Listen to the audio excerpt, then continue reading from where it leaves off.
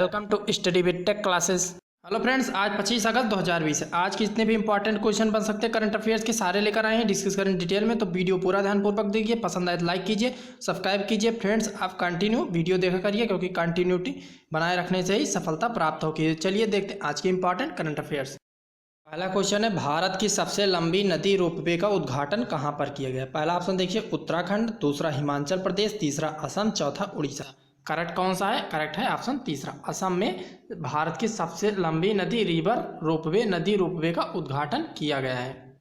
इसका उद्घाटन राज्य मंत्री असम के हेमंत बिश्व शर्मा ने किया। यह रोपवे ब्रह्मपुत्र नदी पर बनाया गया है। यह नॉर्दर्न और साउदर्न बैंक को आपस में जोड़ेगी। इस रोपवे की कुल लंबाई 1.8 किलोमीटर है। इस रोपवे की लंबाई कितनी है? 1.8 किलोमीटर है इस रोपवे की कुल लंबाई।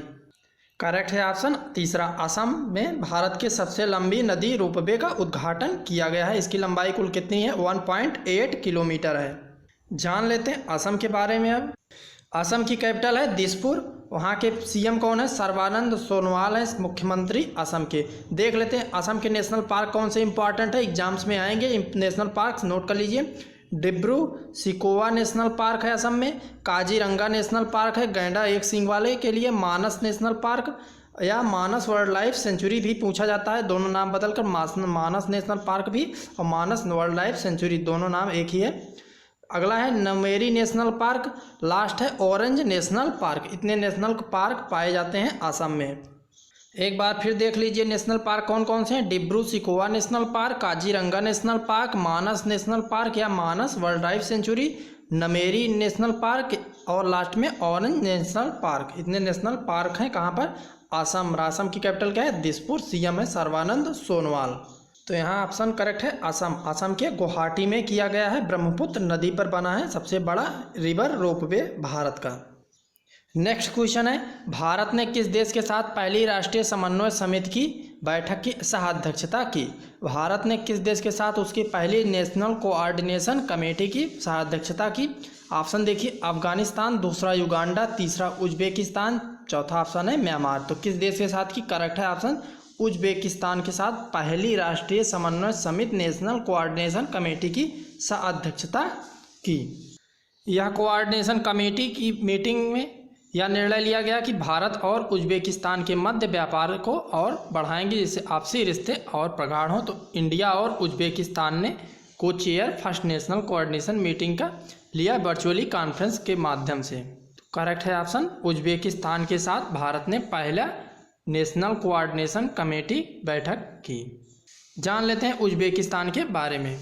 उज्बेकिस्तान की कैपिटल क्या है? ताशकंद है। करेंसी है उज्बेकिस्तानी सोम है। वहाँ के पीएम कौन है? अब्दुल्ला एरवी और वहाँ के पीएम है प्रधानमंत्री हैं। करेंसी क्या है उज्बेकिस्तान की?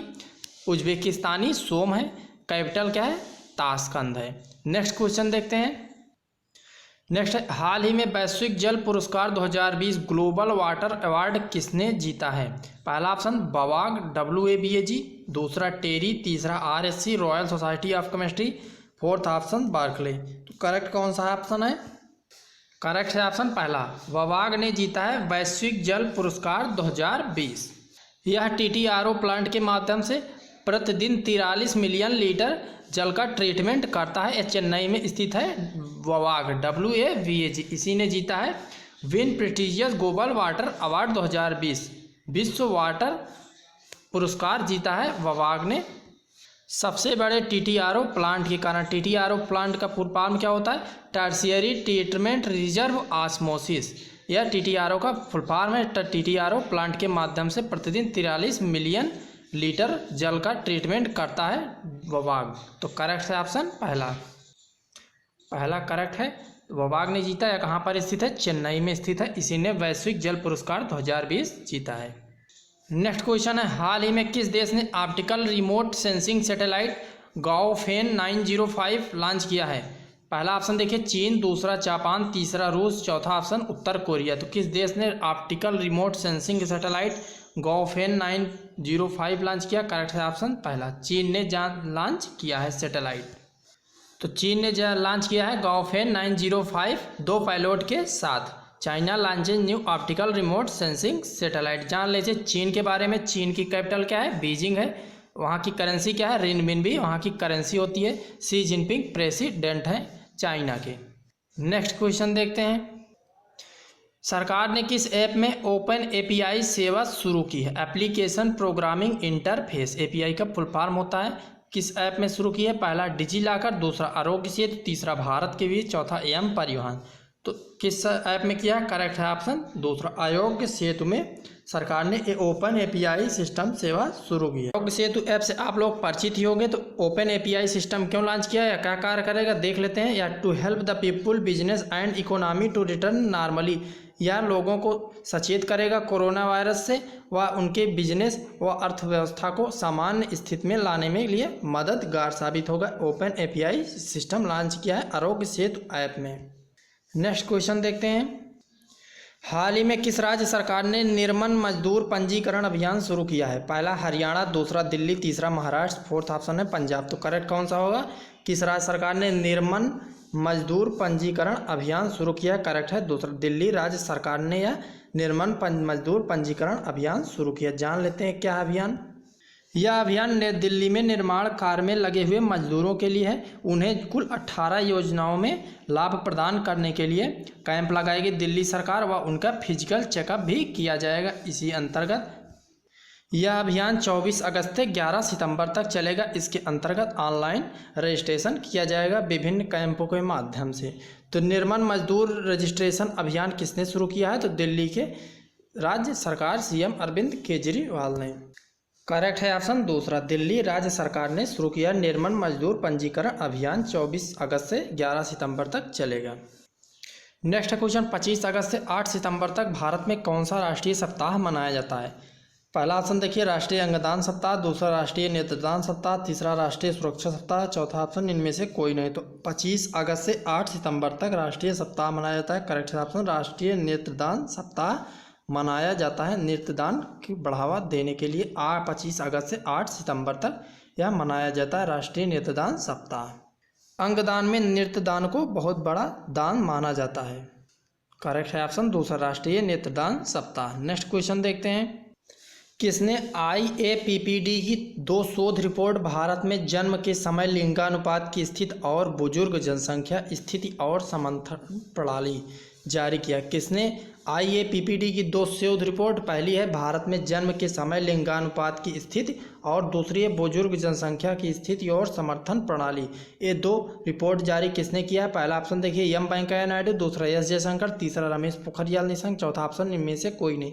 करेक्ट है उपराष्ट्रपति एम वेंकैया नायडू ने जारी किया IAPPD की 2 शोध रिपोर्ट।